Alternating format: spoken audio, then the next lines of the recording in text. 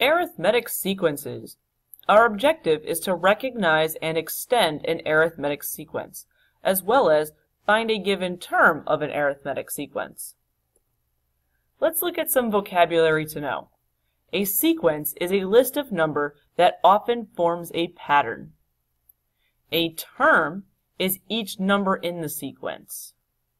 And an arithmetic sequence is when the terms differ by the same non-zero number.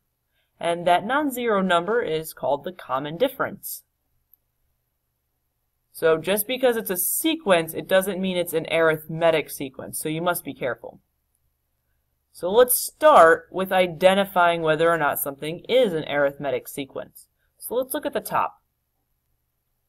Notice how each value increases by 0.2.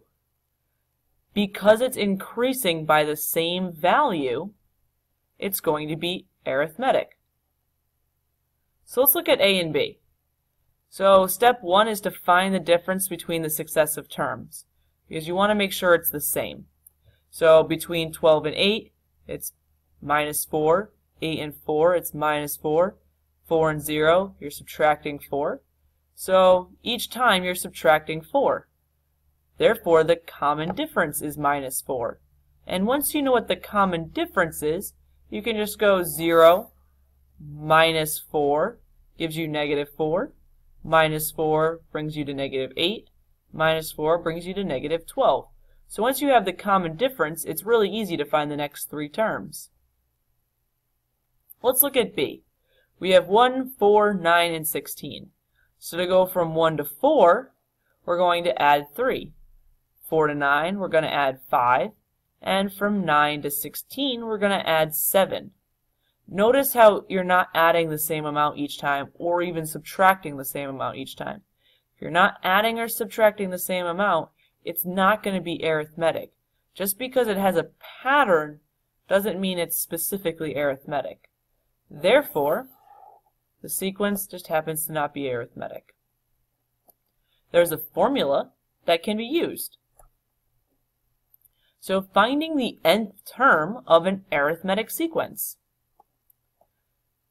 So the nth term of an arithmetic sequence with a common difference of d, and the first term is a sub 1, is a sub n equals a sub 1 plus the quantity n minus 1 times d.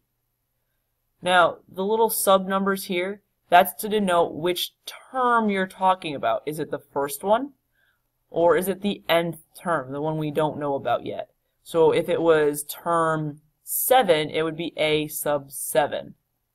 So it's which term you're looking for is your n. Alright, let's try putting it to some use. Find the indicated term of each arithmetic sequence. So, we want the 22nd term of this arithmetic sequence. Yes, you can go through, find the common difference, and then just keep doing the difference until you do it 22 times. That's really time consuming. So that's when this formula comes into play. So we're going to find the common difference first. So from 5 to 2, we've gone down 3. 2 to negative 1, we've gone down 3. 1 to negative 4, or sorry, negative 1 to negative 4, we've gone minus 3 as well. So our common difference is negative 3. And now we can fill in our rule. So the formula was a sub n equals our first term plus n minus 1 times our difference. The term we're trying to find is the 22nd term. And we know what our first term is. That's 5. Our n is the 22. And our d is our common difference, which is negative 3. And once you have everything filled in, you can simply simplify. So we end up with 5 plus negative 63, which brings us to negative 58. So the 22nd term is 58. Try this next one on your own.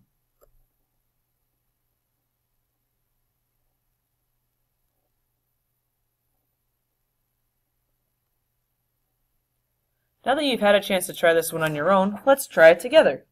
So let's start with our formula. So we have a sub n equals our first term plus our n minus 1 times our difference. So now we just need to plug in our terms. So we're looking for our 15th term. Our first term is 7. And then we have 15 minus 1. And then times our common difference. And now we just simplify. And when we do, we end up with 49. So the 15th term is 49. Let's try applying this to a real-world application. The odometer on a car reads 60,473. Every day, the car is driven 54 miles. What is the odometer reading 20 days later? Determine whether the situation appears to be arithmetic.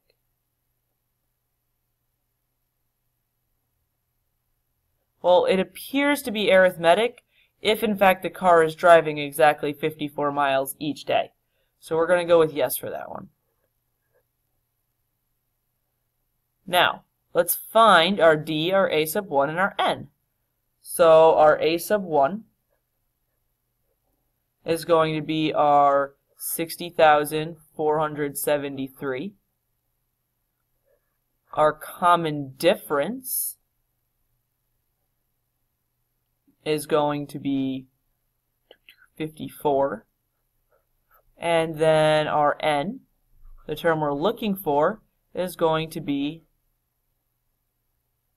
21. Because it's 20 days later, so you need to include the date you're talking about. So 21. And now we fill in our formula. So we have a sub 21 equals 60,473 plus our n, which is 21 minus 1, and times 54. And when we simplify, we end up with, let me change colors here, we end up with 61,553. So 20 days later, the odometer should read 61,553 miles, or yep, miles. Okay, and that ends our lesson on arithmetic sequences.